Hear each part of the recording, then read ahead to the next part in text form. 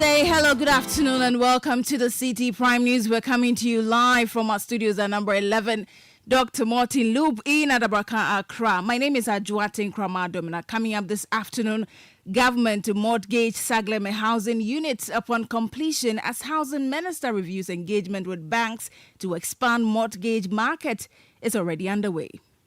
We want them to underwrite more mortgages, part of which can be used to shore up the demand side affordability of people who are looking to buy houses in general, and specifically also to support Sagleme. Also coming up, 10 individuals in police custody over alleged land guard activities on Adwengano lands, including one owned by the Gbobu Wulomo. Still in this bulletin, government to still rely on syndicated loan for purchase of cocoa beans, contrary to Cocoa Board's decision to self-finance. And later, we'll bring you stories from the Widows Association demanding immediate action by the Inspector General of Police against the NDC parliamentary candidate for Ayawaso West Wogon, John Dumelo, over comments made against the sitting MP Lydia Al-Hassan over her husband's death. To make such comments perpetrating harmful stereotypes. The moment someone's husband passes on, then it is claimed that, oh, the woman killed the husband. I think that the IGP should invite him so that it will deter others from speaking without evidence. We have details of these and more stories coming your way in the next 30 minutes. Remember, the bulletin is live across the globe on citinewsroom.com. Around the country, we are live on a number of affiliates. If you're listening to us from the Western region, this is Premier 100.5 FM in Takrade, Beach 105.5 FM in Takrade. In the Bono region, this is J Life 95.5 FM in Sunyai. Ashanti region, Orange 107.9 FM in Kumasi. In the Volta region, Akpeni Radio 96.7 in Bando, Heritage 107.3 FM in Hohoi. In the Northern region, this is Dasuma 99.1 FM in Yendi.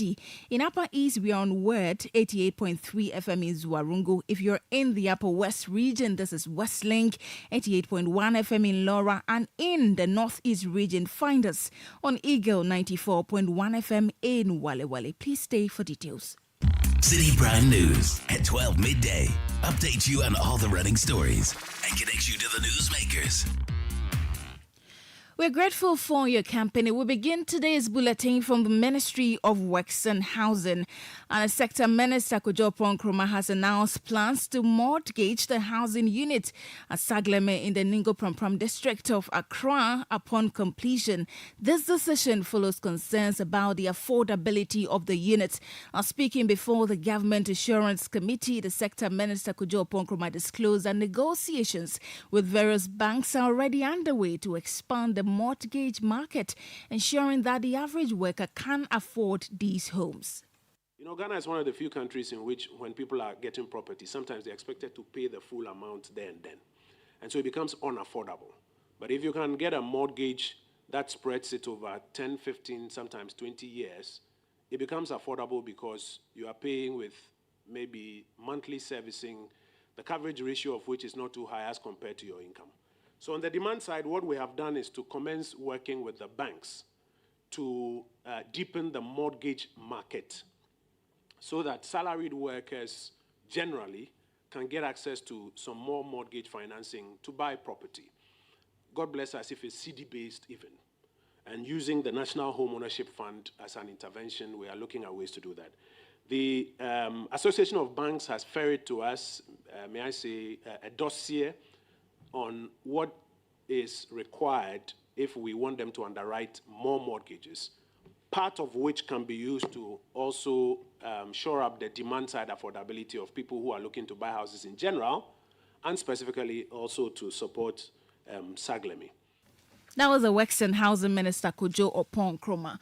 Now, government has categorically stated that it will still rely on syndicated loan for the purchase of cocoa beans for the 2024-2025 crop season. This is contrary to Cocoa Board's own claims that it is ending its 32-year reliance on syndication and resort to self-financing for the purchase of cocoa beans in the upcoming crop season. Now, Ghana is seeking to raise $1.5 billion for the purchasing of cocoa beans, out of which about $600 million is expected to be funded through syndication. Speaking at the monthly economic update for the month of August, Finance Minister Dr. Mohamed Amin Adam said cocoa purchases will be done through a syndicated loan, among other alternative sources.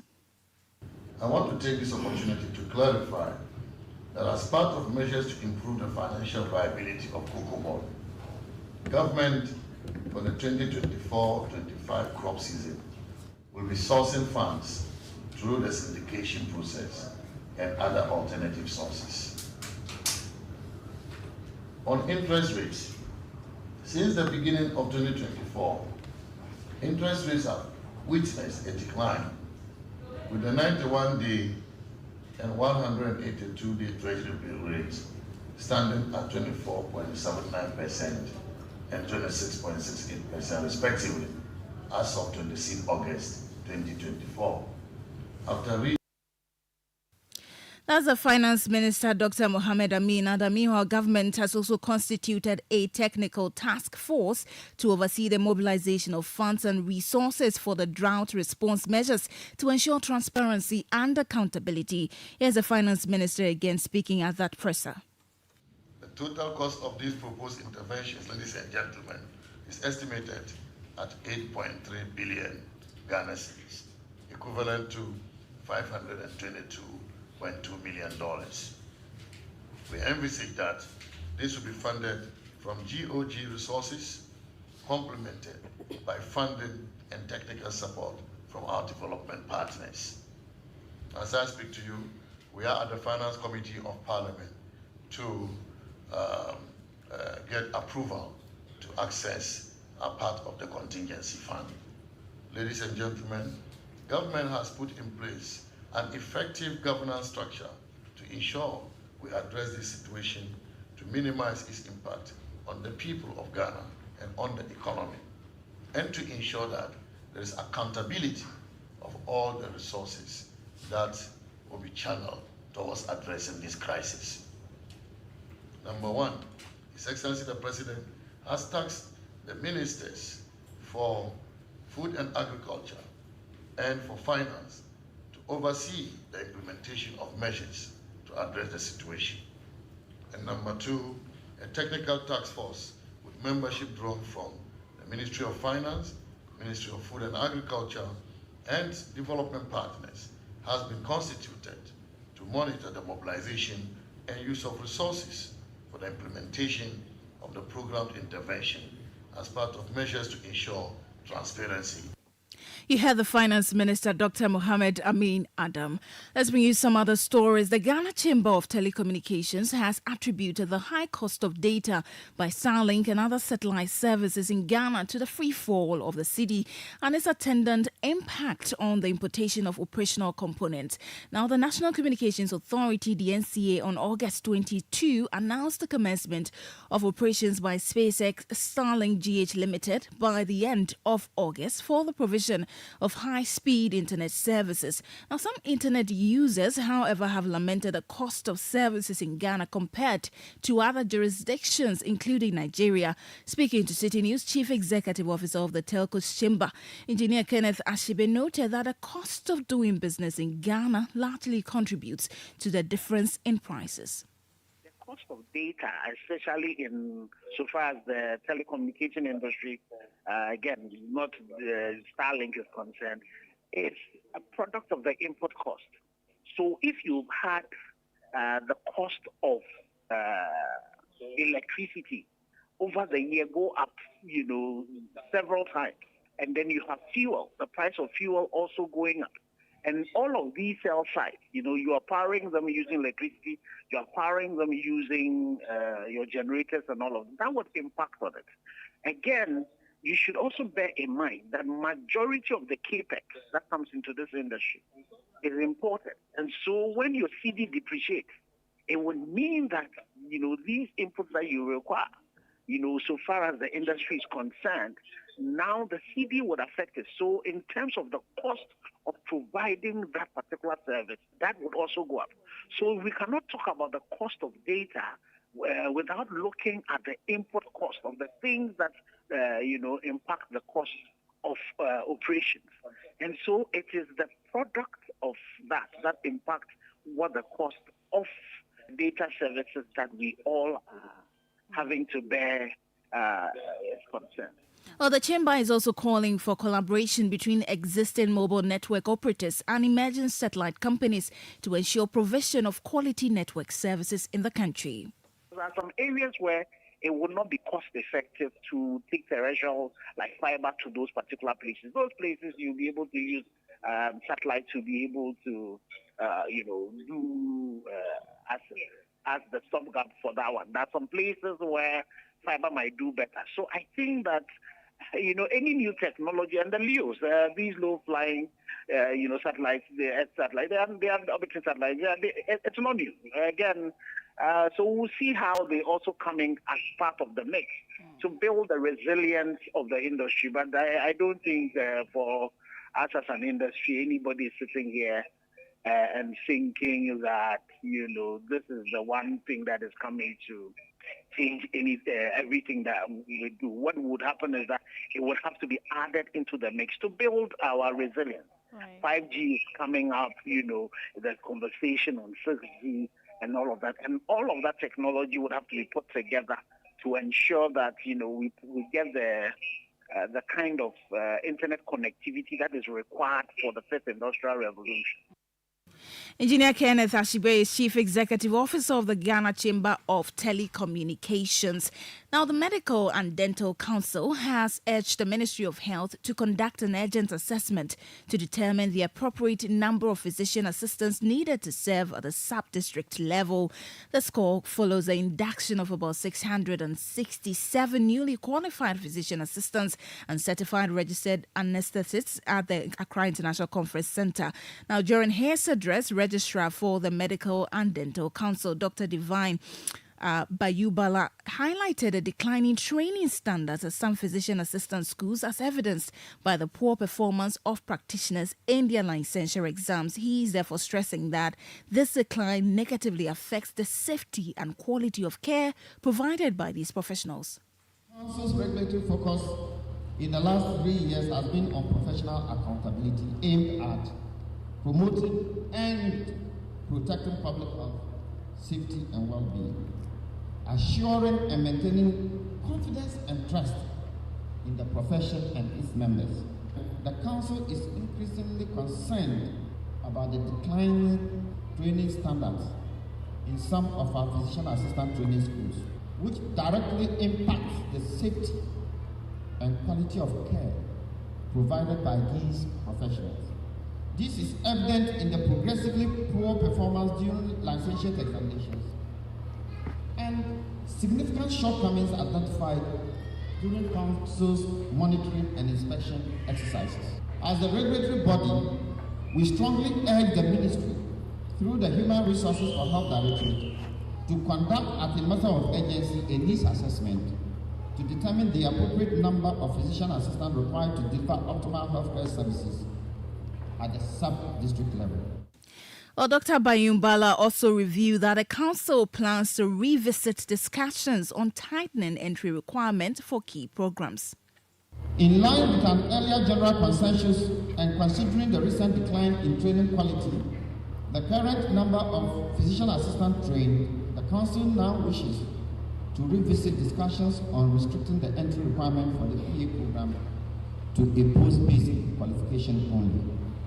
Additionally, Honorable Minister, we recommend that the Ministry revisits the implementation of the consensus reached in August 2022 at the Council's maiden Medical and Dental Training and Practice Conference, that interested and qualified physician assistants be prioritized for training as doctors and dentists through the graduate entry medical program, to offer them another opportunity for career conversion and progression while addressing the obvious national security concerns.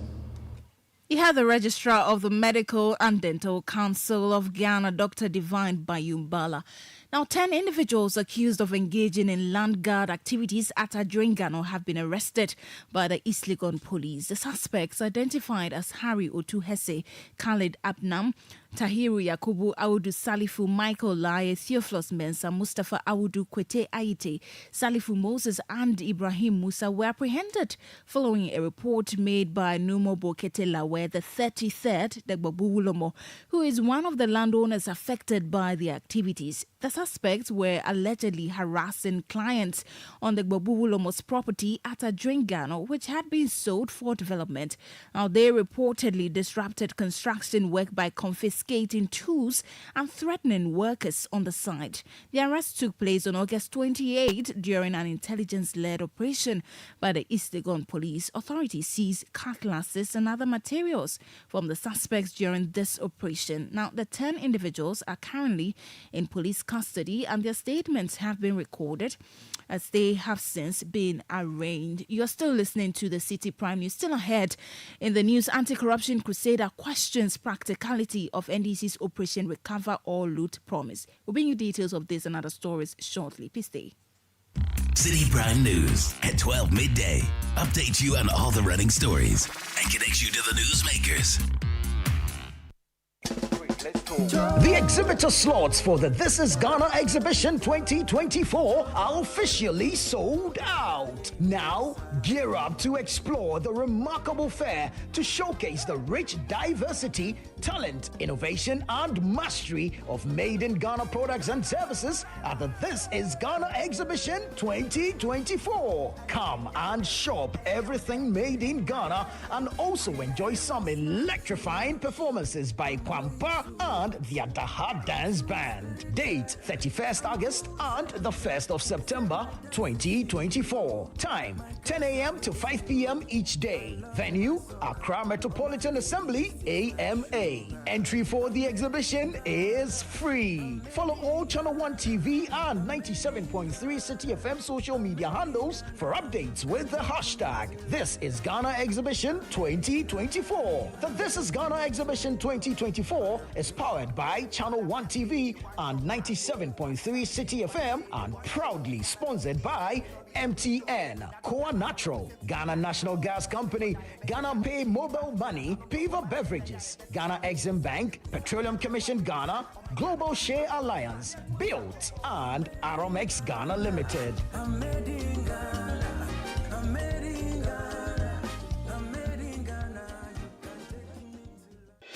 Channel 1 TV is live on DSTV, GoTV, and HD+. On DSTV, find us on Channel 363. On GoTV, we're on Channel 117. And on HD+, get us on Channel 108.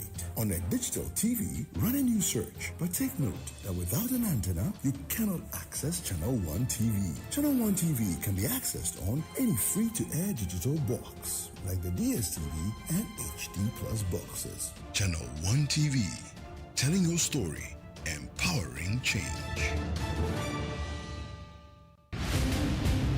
Get ready for the ultimate battle of business minds at the Citi Business Olympics 2024. Join us for a day of intense competition, team building, and networking as companies go head-to-head in the various challenges to prove their skills and expertise. From traditional sports like seven-a-side football, basketball, sack race, and volleyball to unique challenges like tug of war and arm wrestling, there's no shortage of excitement and adrenaline pumping action. Don't miss out on this exciting event that will test your business acumen and athletic skills on the field. Date Saturday 28th September 2024. Venue Eden Heights Sports Complex, Wager. Time 8 a.m. Call 0558 973 973 for details on how you can participate and showcase your company's talents at the Citi Business Olympics 2024.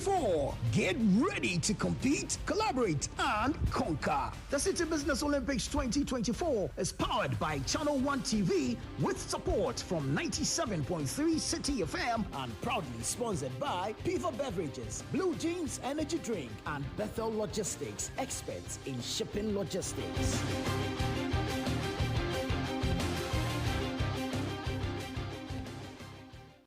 Citi Prime News at 12 midday. Update you on all the running stories and connects you to the newsmakers. You're welcome back. Let's bring you some other stories on the news. Some members of the National Democratic Congress Youth Wing, calling themselves the Operation Recover or Loot Brigade, have announced plans to stage a demonstration at the Finance Ministry on September 4, 2024. They are demanding accountability and the recovery of funds allegedly misappropriated in questionable deals. The group cites the $34.9 million ambulance spare parts deal, the GRA SML deal, and the All-African Games expenditures, examples of what they term as opaque transactions. The group's convener, Osman Ayariga, addressing the press, states that the picketing is part of a series of protests planned at various public offices. As a result, on the 4th of September 2024, 6 days from today, the Oral Brigade will be assembling at the Ministry of Finance to voice our demands. And I take that again. As a result, on the 4th of September, the Oral Brigade will be assembling at the Ministry of Finance to voice our demands and ensure that our concerns are heard. Our purpose is to urge the Minister for Finance to take immediate action to investigate these matters thoroughly, halt any questionable payments, and recover funds where necessary. We believe that this picketing is vital to restore public confidence in our financial management system, to reinforce the principle that public resources must be managed with the highest levels of integrity and transparency. This is just the first and beginning of many planned protests by the National Conscience Oral Brigade aimed to demanding accountability in public financial management. You had convener of the NDC Youth Wing calling themselves the Operation Recover or Loot Brigade, Osman Ayariga. Meanwhile, anti-corruption campaigner Vitus Azim has called on the NDC to provide further clarification on its Operation Recover or Loot promise, questioning the practicality of this proposal. Speaking to City News, Mr. Azim indicated that although the idea is laudable, more information is needed on how it will be implemented without discrimination. The human being needs some sort of force to do the right thing. The problem is this. If you say you want to recover all loot, how practical is it going to be? All loot from what date? Does it include your own appointees? Or you're just going to go after people of the opposition, which has been the case in the past? So that's where there's a problem. Implementing it to make sure that it covers all people that have illegally stolen monies from this country, both public officials and private officials. Government council announced we have expunged like 500 ghost names from the payroll. You don't say how much has been recovered from those ghost names, or even who put those ghost names on the payroll, and how much you have recovered from them. So it's just like a political gimmick. So if you want to do it, it should be a good thing to do, but I doubt if it is practical and politically expedient, because what I've also realized in the past is that when somebody runs into problem with the public monies, they go and register with the ruling party and contribute something to the ruling party's campaign. And so when it comes to actual enforcement of these things, it's very difficult. You heard Vitus Azim, he's an anti-corruption campaigner. Well, let's move to the quarters of the New Patriotic Party. And the party in Okaikwe North constituency says it remains unperturbed by a petition contesting the eligibility of its parliamentary candidate. Now, this comes after a constituent, Kingsley Anyamasa, submitted a petition to the Electoral Commission during the voter exhibition exercise challenging the candidacy of the NPP's parliamentary candidate, Nana Madukia. In an interview with City News, the NPP's constituency secretary, Eric Nanakwa, stated that the party is undeterred and continues its campaign awaiting the Electoral Commission's ruling on the matter. Objection to somebody's name is part of the process that is mandated for Electoral Commission to undertake preceding to any general elections. The same way, a transfer of votes is also one of the responsibilities that is assigned to Electoral Commission preceding to any general election. An individual trying to object to any name at all is the individual's right. But this particular person that I heard has objected to isn't just an individual. He is a nephew to the incumbent MP, Honorable Teresa Awuni. What I do know is that during the exhibition, they had objected to an Honorable Nana Madukua. The reason why they objected to, I have not had access to it. You have tried it. I have not seen it some. But Electoral Commission is a body that oversees all these things. So if we have done that, if it is giving it to Electoral Commission, Electoral Commission will pick it up. Whoever alleges must come and prove. So we are waiting. We are keeping our fingers crossed. So the party is poised at Okankwe North, ready for anything at all. This one is much ado about nothing. Okankwe North Constituency Secretary of the New Patriotic Party, Eric Nana Akwa. Moving on now, Widows Association of the Ayawaso West Wogan constituency is urging the Inspector General of Police, the IGP, to take action against John Dumelo, the National Democratic Congress's parliamentary candidate for the area, over his recent comment about his opponent and current MP Lydia Seram Al-Hassan. In a media appearance, John Dumelo alleged that Lydia Al-Hassan had killed her husband to attain her political position and referred to her as bloody widow, quote and unquote. The statement has not only sparked outrage among critics, but also has been condemned by the association, which describes the comment as an insult to the dignity of widows who already endure significant emotional and societal hardships following the loss of their spouses. Speaking to Citi News, a spokesperson for the association, Afia Baron, said it is crucial for authorities to hold individuals like John Dumelo accountable for their remarks. As an individual, he's a father and a husband. I don't know the kind of example he's setting up for his own children. And we believe that it's an attack on all widows in Ghana to make such comments perpetrating harmful stereotypes. The moment someone's husband passes on, then it is claimed that, oh, the woman killed the husband. I would plead and ask the IGP to come in this case. I think that the IGP should invite him so that it will deter others from speaking without evidence. Invite him so that he gives his reason for his statement. If there's any law that will be used so that he's punished, so it will deter others, because we have other women who have equally lost their partners. And when action is not taken, it will continue. Because I remember when the MP for Mfansamine, she also lost her husband. When she went to Parliament, same thing happened. So when this is not sorted out, it will continue. Well, meanwhile, despite John Dumelo's apology on X, formerly Twitter, Ifya Baron says this is still not enough. The harm has already been done. Mr. John Dumelo lost his mom also last year. I don't think he'll be happy if people should say that, oh, he killed his mom because he wants to win election, or he killed his mom for money. That would be a very, very bad example. People will apologize, but the harm has already been caused. Imagine the effect it will have on his wife, his children, and even his siblings. In our case, Honorable Lydia has 5 good children with her late husband. Has he thought of the impact it has had on the children? And now we are in a digital zone. They read everything on the internet. The emotional trauma, has he thought of that? I saw it on X this morning. But the harm has already been caused. You heard Afia Baron. She speaks for the Widows Association of the Ayawaso West Wogan constituency. Now, the leadership of the University of Development Studies chapter of the Senior Staff Association of Universities of Ghana says they will not return to the classroom until the management of the university heeds to their demands.